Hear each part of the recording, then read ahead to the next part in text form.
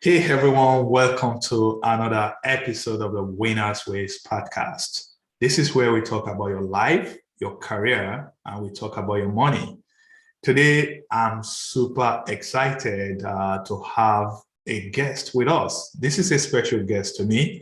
Guys, we have Jean Rice with us. Jean is the author of Rag to Riches, and G also wrote the book Grad to Grown Up. So we are going to be talking about grad life. We are going to be talking about adulthood. We'll talk about life. We talk about career. We talk about job search. You guys are going to find this super beneficial. Hey, Jean, welcome to the show. Hey, Bola, thank you for having me. I'm looking forward to it. Awesome. So I read the intro of your book, Grad to Grown Up, and you shared some troubling statistics. Student debts in America exceeded $1.4 trillion. Credit card debt in America is over $1 trillion. 37% of Americans, they are at risk of falling into poverty. 35% of adult children, they still live with their parents in America. Divorce rate in America is over 50%. So looking at all these statistics, I want us to, take a step back and think about graduates out there, maybe young kids just getting to college. How can they prepare for that future? The future where they won't be a part of this debt and crisis that we are currently facing in America. What are the tips that you have for them? Because you wrote a book, Grad to Grown Up. How can they prepare for that adulthood? Are there tips you can share with us? Yeah, absolutely, Bowler. And, one of the things I want to share with you is I've had a very unique perspective, right? I came from corporate America, where I was a senior executive in a division of a Fortune 100 firm, where I got promoted 5 times in 7 years. And then I was looking just for more work-life balance. I had a young family, and I opened my own executive search firm, Rice Cohen International. It grew to be one of the largest executive retained search firms in the world. I've placed over 1,000 executives myself personally, 1,000 executives. So I've prepared tens of thousands for interviews. My companies have probably placed hundreds of thousands. But so it's a very unique perspective. And the book, Grad to Grown Up, a lot of it, it's a self-improvement book for everyone. It's basically, you talk your shows about winning ways. This book is basically 68 tips on how you create a personal and professional life that you can be proud of, right? And a lot of it is based on all the mistakes I made, Bola, and that maybe people can learn from. Maybe I can help them avoid some of the potholes. But where it started is for the last 25 years in my company, every summer for 8 weeks, I'd bring in 4 college interns going into their senior year. And I felt, Bowler, if they're going to come and spend 8 weeks in my company, they deserve to have me spend some time with them. So I'd schedule a couple of hours every week. And it started off as Gene's life lessons, things I wish I knew before I was going into my senior year. And these were 4 very bright young adults. They interviewed probably against 20 to 30 other candidates, and we only had 4 positions.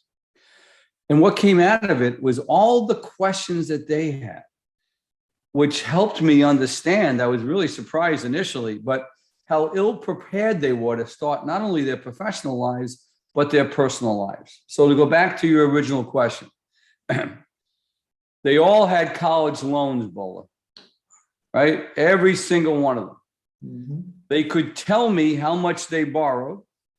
They all knew when they had to start paying it back. They had to start paying it back 6 months after graduation. But none of them could tell me how much a month they were going to owe and for how long. You know why? They don't figure that out until they make the last loan, right? They don't know how much they're going to pay. Right. And these young adults were going into life with $1,000, $1,200, $1,300 a month for 15, 20 years. So the first thing I want to pass on is something I believe very strongly in. Okay. It's okay to go to a community college for 2 years. Mm-hmm. You don't need to take those first 2 years of loans. Maybe 2 years later, you'll be better prepared to understand what you really want to major in. Mm-hmm. And one thing I know for sure, that your college loan debt can be cut in half. And I think a lot of these young adults just feel they have to get to the best college. I was in executive search for 30 years. When you graduate, you go from the community college after 2 years to a 4-year school. You don't even need to put the community college on your resume if you don't want to. Wow. All you have to do is put the 4-year degree. That's what they're going to talk to you about. There's nothing to be embarrassed about. So that's the first lesson I'll share with you. Here's the second lesson. And here's what I hope your audience will understand, whether it's a young adult or it's someone in their 40s or 50s. I believe one of the goals of life, Bola, should be to find something that you sincerely love doing, Mm-hmm. and then to figure out how to make a living doing it. Mm-hmm. Because my experience has been, if you can find that purpose in your life, you don't wake up in the morning going to work. You wake up in the morning going to something you love.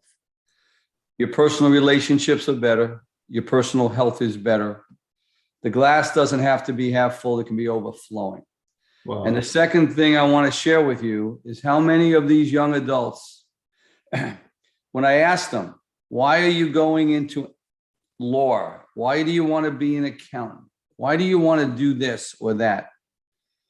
A lot of them would tell you, Bola, that somebody very influential in their life pointed them in that direction, Mm-hmm. and kind of led them to, you can make a living doing that. What's sad for me is how many of them then do that and come back to me a year or two later and hate what they're doing. Let me give you an example. I had 2 interns that went to law school, 2 of the best law schools in America. One went to NYU Law, one went to Boston College Law. They both graduated, Bowl, in the top 25% of their class. They came out of law school with unbelievable college loans. They went to work at big law firms. 2 years, they both absolutely hated what they were doing, hated it. To me, that's sad because, you know, the conference board came out with a survey recently. They interviewed 2,000 executives in their 50s. 53% of them said they had no job satisfaction in what they did. They were waking up in the morning, Bowler, and they were going to work for a paycheck. I want people to figure that out. Let me give you an example. So here's the second lesson I'm going to share with your audience. My daughter went to Lehigh University. She had a double major in economics and English.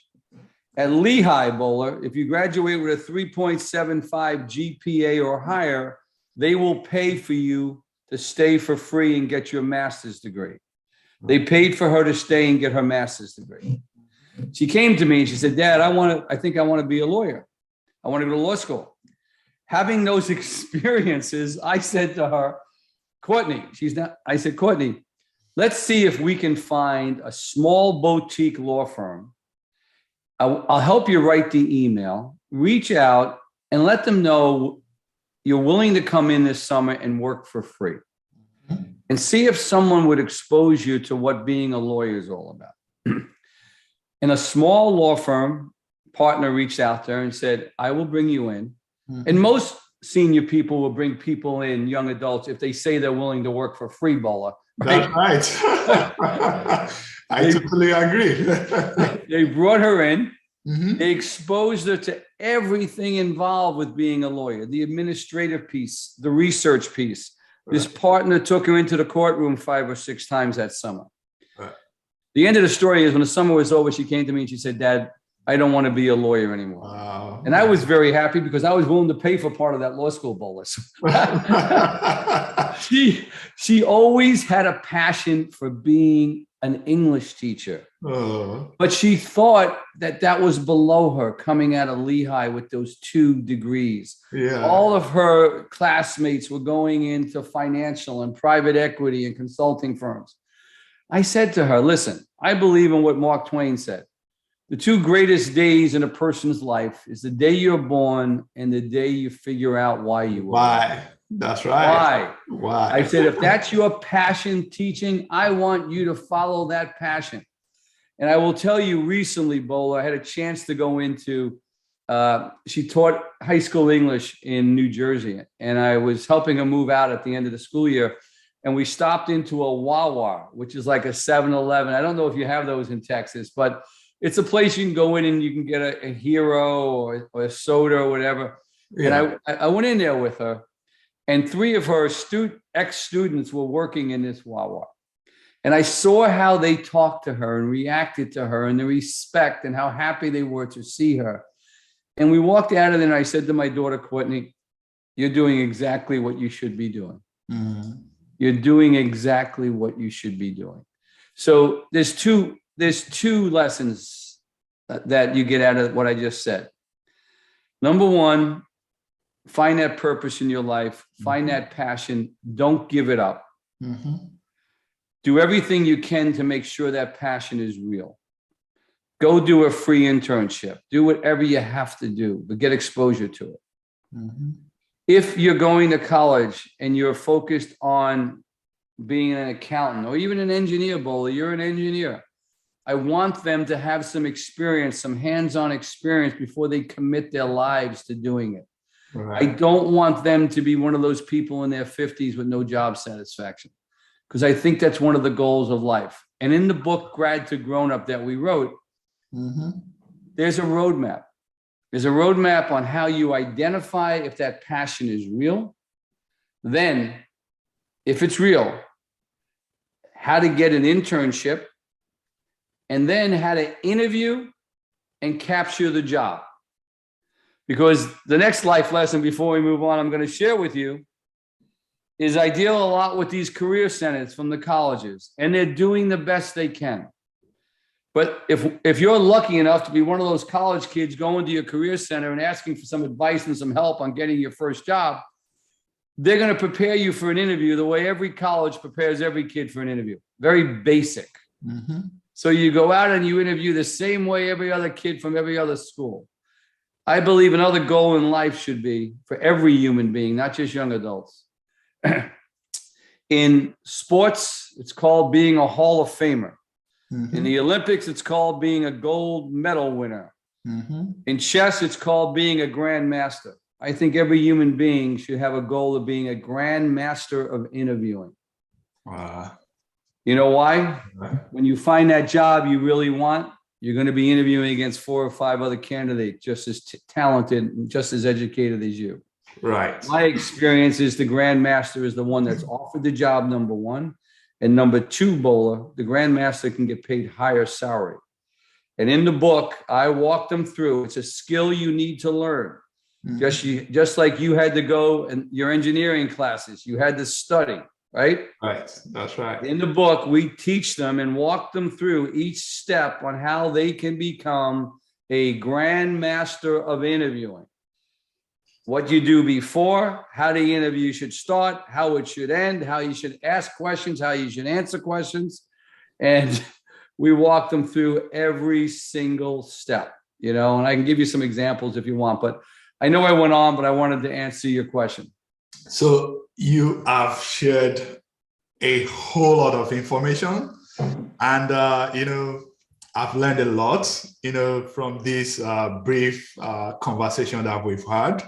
And I'm impressed by everything that I've heard from you. I'm going to share one thing, and this is part of what you just told us, just to make sure that my audience, they get it. And I'm going to call it the maybe college hack.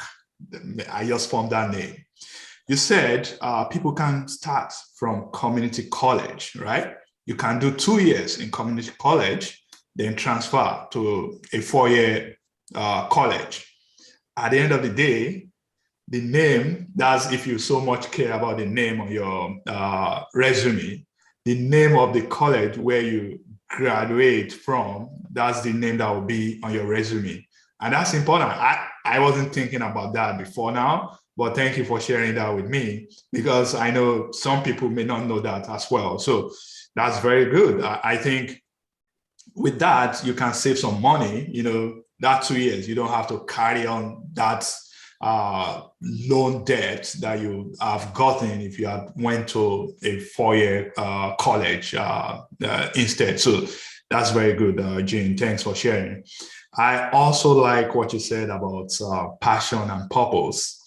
And I was going to ask you, how can we find that passion and purpose? But before that, Gene, you mentioned internship.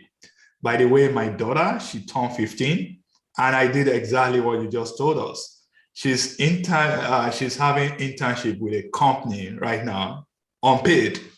And I put her in that company so that she can learn some of these life skills that we are talking about. Excellent. I also happy that you mentioned it. I was like, oh, my wife and I would just say, oh, this girl, is she going to be at home all through summer? Let's send her out. Let her go and learn some life skills. And I'm absolutely super happy that we did that. So thanks for mentioning that as well, Gene. Yeah. So, Grandmaster of Interviewing, maybe we are going to get this tip in the book, Grad to Grown Up. But how can we be grandmasters at interviewing? Is it possible? What do we need to know? Well, it may take a little while to go through all the steps. Maybe just one. Let's just have one, because for me, I'm just going to tell my audience. I'll give you. Yeah. I won't go into what you have to do before the interview and how you have to research. It's all outlined as one of the tips in Grad to Grown Up, Bola. But let me give you the first step, which a lot of people, they miss, right? This is step number one. And Bola, I'm going to ask you a question. And this is what I would ask everyone that I was preparing for an interview. Okay. I try to put them in the position they need to think about. Okay. Bola. Yes, sir. You are an engineer. You're working with a very big energy company that's very well respected worldwide. Correct. Let's say you had a key position that's going to report directly to you. Mm-hmm. You interview 6 candidates. Mm-hmm. At the end of the interviewing process, it comes down to 2 candidates. Everyone on the interviewing team says, you know what, Bola? These 2 are both amazing. You can hire either one. Either one can do a tremendous job. Both of them have identical experience. Both of them have identical academic background. But all Bola has is one position. You can only hire one. What do you think might make you lean towards one over the other? If they have the exact same experience, the exact same education, what might make you lean one way versus the other? Okay, that's now I get to answer a question. I like that. This is the first time I'm answering a question on my show. So honestly, the way I'm going to assess is I'm going to check for who is going to fit in well with our organization culture. I know you said they have similar. Both of them would be a great fit for the company culture. Okay, but then you can only hire one. I'm going to be looking for what my boss called the edge. The edge is how a candidate differentiates himself or herself. Well, you interviewed 6. Your boss said they both have that edge we want, Bola, but you can only have one job to hire for. Wow. What might make Bola select one over the other? So that's tough, Gene. That's tough. Can I tell you reality? Yes, please. Okay. Bola, you're going to lean towards the one that created the best personal connection with you personally. Okay. The one that you said, you know what, I would enjoy working with this person. Okay. This person came in and you know what? He talked about his family and my family. We talked about some things that had nothing to do with the job. I like this person. The other person is equally as talented, but you know what? I don't like them quite as much personally as I might this other person. And if I'm going to work with them closely and they both have identical skills, I like to hire the one I like a little bit better. That's reality, Bola. So the first thing I teach and I talk about is your responsibility in an interview is to establish chemistry and rapport.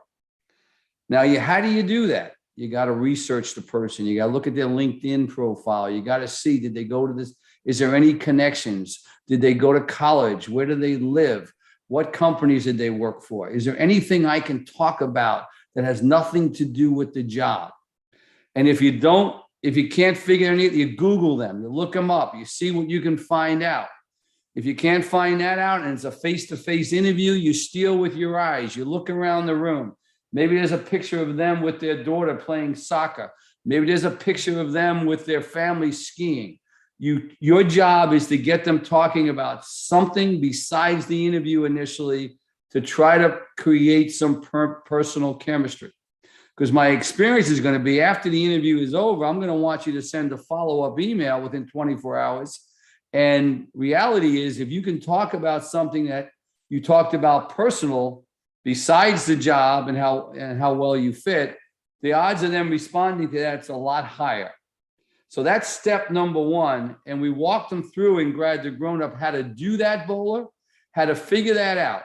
All right. So I want them, my goal of anyone who goes on an interview, they should have one goal and one goal only, Bowler, to get the offer. Whether they accept the offer or not, that's up to you. Yeah. But I want you to be in control, not the company. And what Grad to Grown Up does is teaches them how they can get the offer and be in control. That's step number one. But that's a skill you got to develop, right? That's something you have to think about, role play a little bit. It's worth the time understanding each one of these. And it's not just for young adults. I can't tell you how many CEOs I've placed that really didn't understand how to interview. They would hire people, but they hadn't interviewed in years. And I had to walk them through this process. And they'd come back and thank me. Thank you so much for spending this time with me, because it could have went off in tangents. Okay. Yeah. Right. So I totally get it. That makes sense. You talked about connecting. So we have to find ways to connect with the interviewers so that, they'll have that memory of us that, hey, that guy, at least I have some connection with him. So that's really good. I like that. Listen, and let me tell your audience, before the interview started, I had done my research on Bola, and I realized he lived in Houston. I realized he was from Nigeria. I have a very good friend from Nigeria who I went to a graduation party, and I was brought up and given one of the kola nuts, which is a Nigerian tradition that probably you can explain a lot better than me. That's right. I talked about going to Houston in 2016 for the March Madness playoffs. I wanted to establish chemistry with Bola. Right? And you did. I did. You did. No, that's great. I like that. Thank you, Gene, for that. Yeah. So you talked about following our passion or purpose. How does that look like? What to a young grad? How can we break that down for them that they will understand that, hey, yeah, we need money. Money is important, but how can people follow their passion? Money is absolutely important, right? And I tell every young adult that I prepare and I mentor, Bola, go for your passions. I think it's so important. Don't wait until you're in your 40s and 50s with a midlife crisis. But you also got to have a plan B. And let me give you an example that might help you, right? My wife and I started a charity in 2008. It's called the Planter Seed Inspire a Dream Foundation. And what it does, Bowler, is it takes, and this is based on my own children, when I look at my children growing up, they all had passions. My son was into basketball. My daughter was into acting. One of them was into volleyball. One was into animals. And what did those interests and passions do for young people? Well, it connected them with positive role models, maybe the basketball coach, the guitar teacher. It built their self-esteem up and made them feel good. Depending on the passion, It connected them with like-minded kids. So they built a social network. My son got married April 30th, Bola. 4 of his ushers and his best man in his wedding were young men that he played travel and AAU basketball with from 4th grade. Wow. He maintained those friendships, right? Mm-hmm. Well, now you go into some families that are struggling financially. A lot of them are single parent families. Mm. They have kids. Their kids have the same passions and interests as my kids did. Mm-hmm. But they don't have the financial resources to take the karate class twice a week, or to go to that singing lesson, or to go cheering. Our charity steps in. We find them the mentor, the trainer. We interview both sides. We give them an annual scholarship. We interview them every month. And then we renew the scholarship, right? I share that with you because any financial proceeds that I get from the sale of this book, Grad to Grown Up, are being donated directly from the publisher to the charity to help more kids.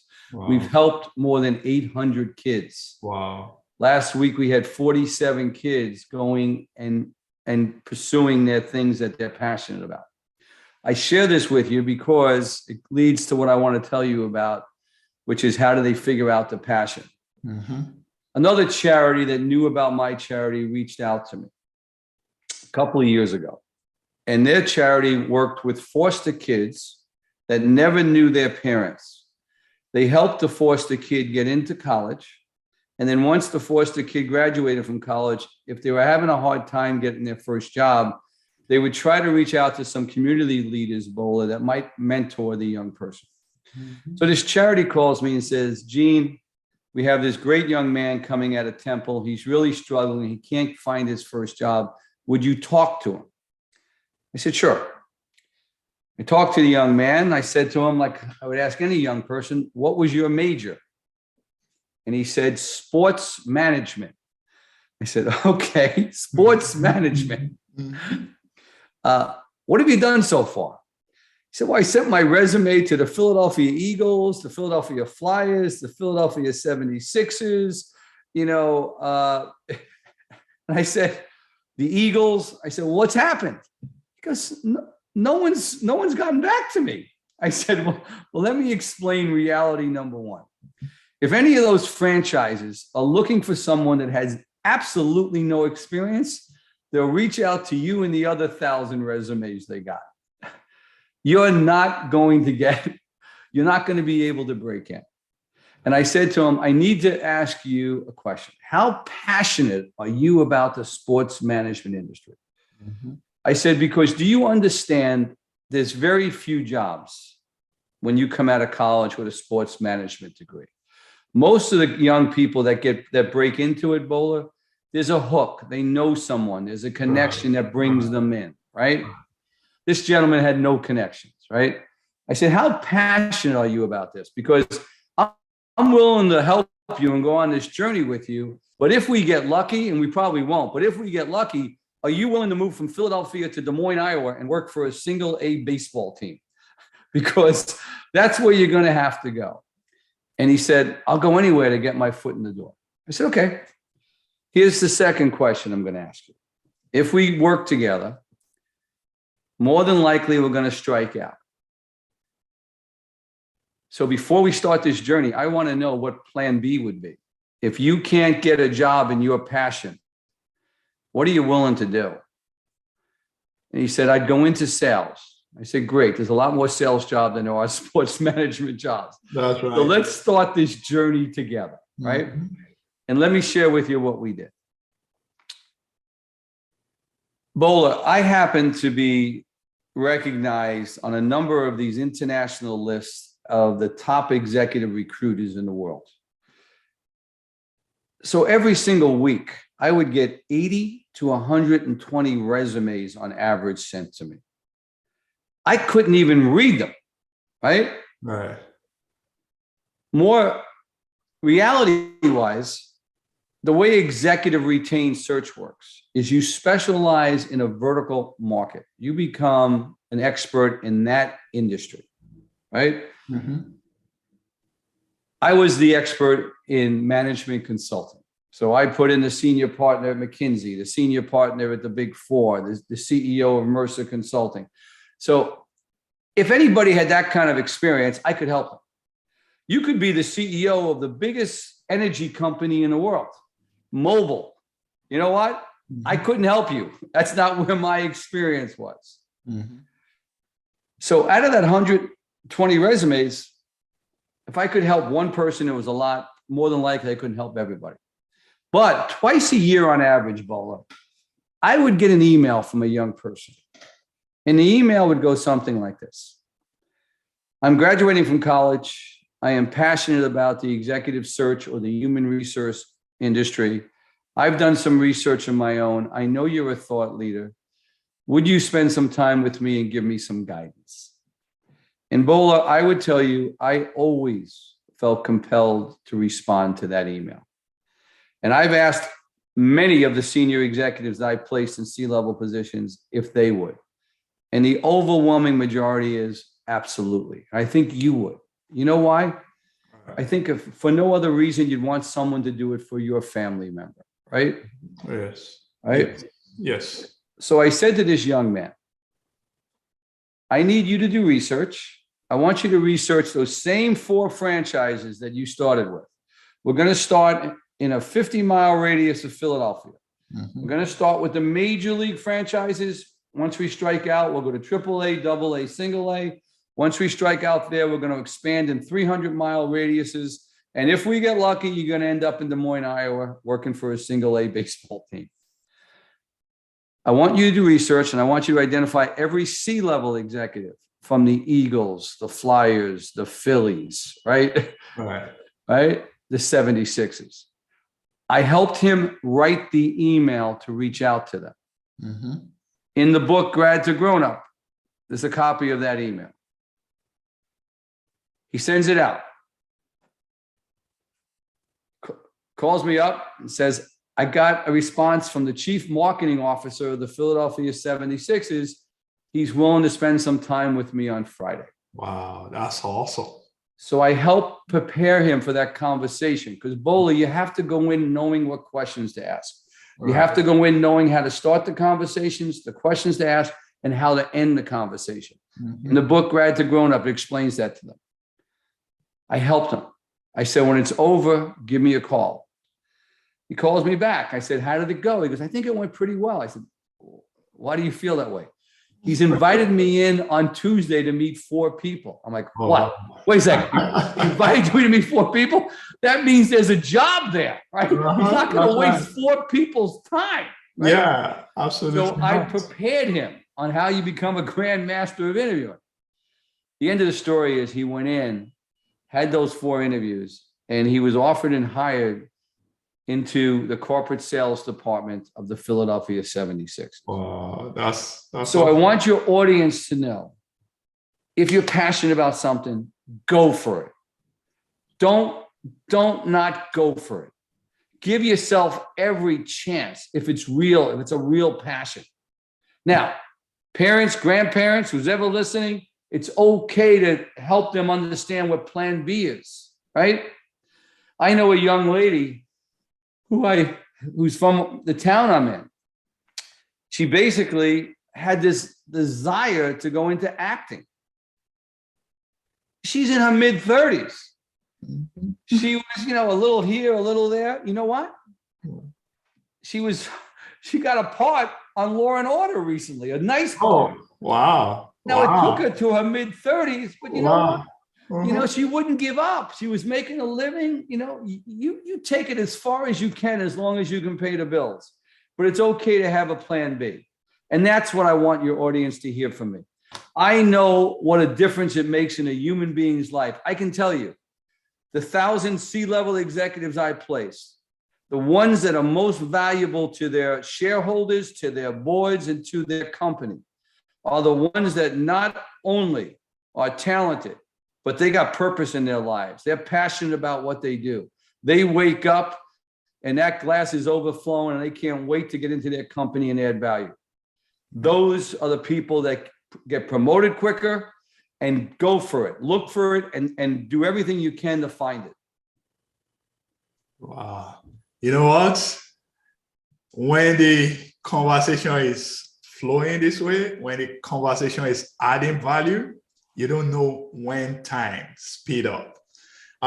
We've been on it for over 30 minutes. I try to keep this podcast to 30 minutes limit so that people can quickly, on their treadmill, listen to it and, find useful information. You've shared tons of information with us today, Jane, and I'm thinking you may be my first guest that I'll have to invite back because we've not even scratched the surface. We were going to talk about career. We were going to talk about personal finance. We were going to talk about health and relationship. And we were going to talk about life because I want to learn. I've already learned a ton from you. But I'm going to hand on this go for it message that you shared. When you have passion, when you have purpose, when you have goals, Gene said, go for it. So guys, never give up. It may not happen on your timetable. It may not happen immediately, but don't give up. You've got to wake up every morning and go for it. So Gene, thank you very much for that message. You've blessed us so richly today. I love everything we've discussed today.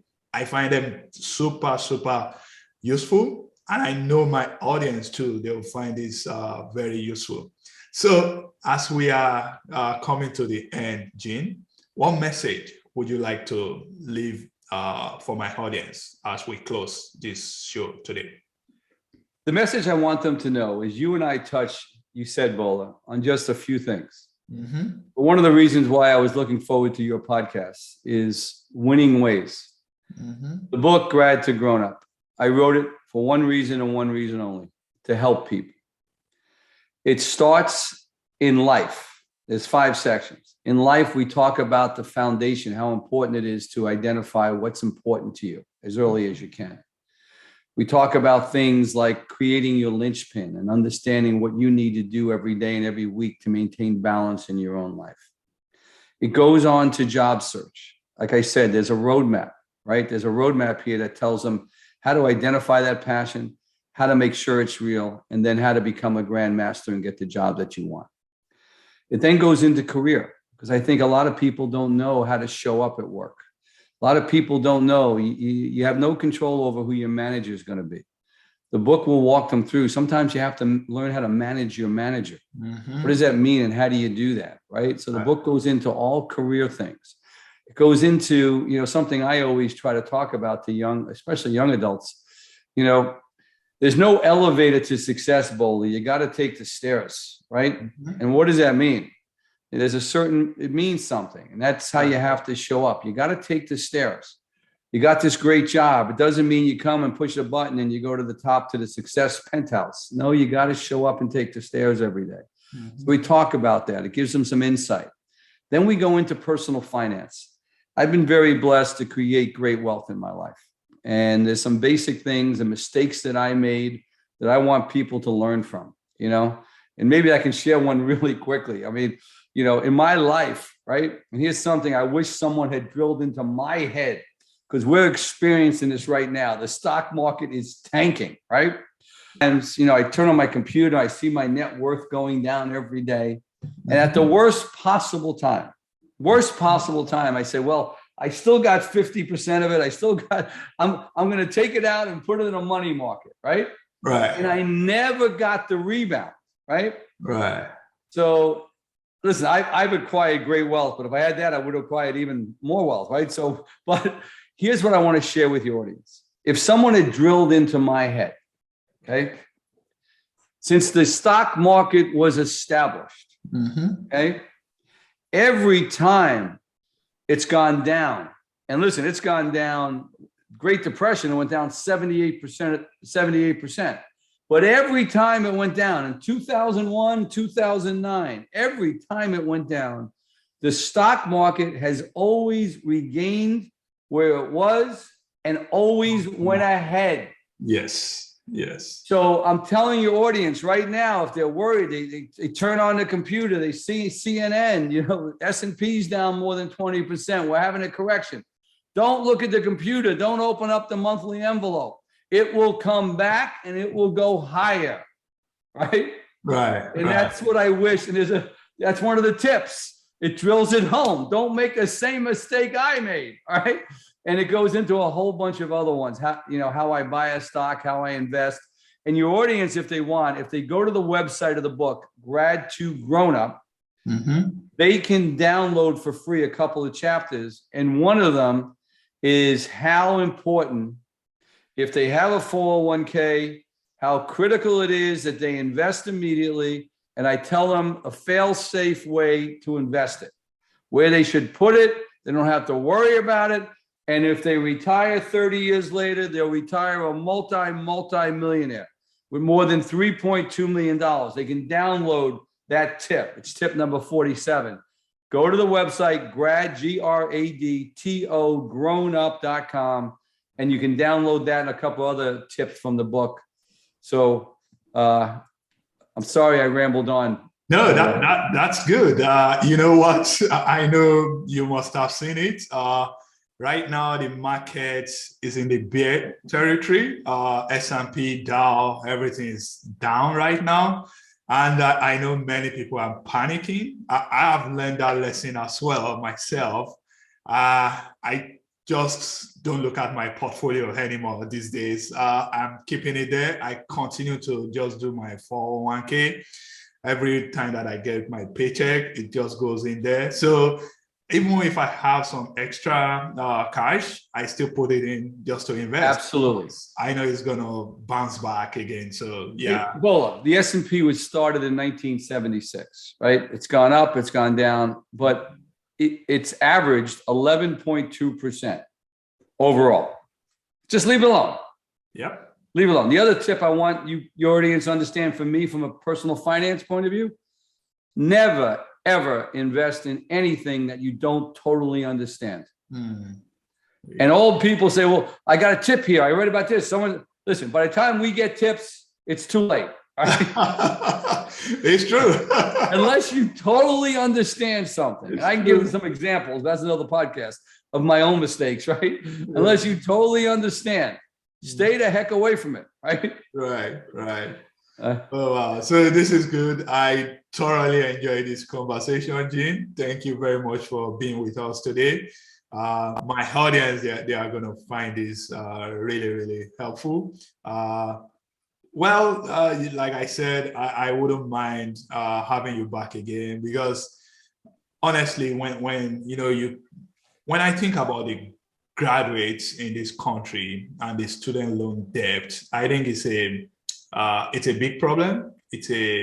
That people may not know how to deal with it. And if we can, maybe through this conversation, help anyone out there, I think I'm passionate about that. And I would like us to, get together again and see if we can do another series, maybe on graduate, college. And that interview, I've learned from you, I want to be that grandmaster of interview as well. So, Well, next time I'll walk you through maybe the 5 steps. Okay. If you want, I'd be happy to come back and do whatever I can to help your audience. All right. Thank you very much, Gene. Tell me a little, can we talk a little bit? Let me hand the record, then we can just talk. Okay. Or you want it to be recorded? No, just you and I. Yeah.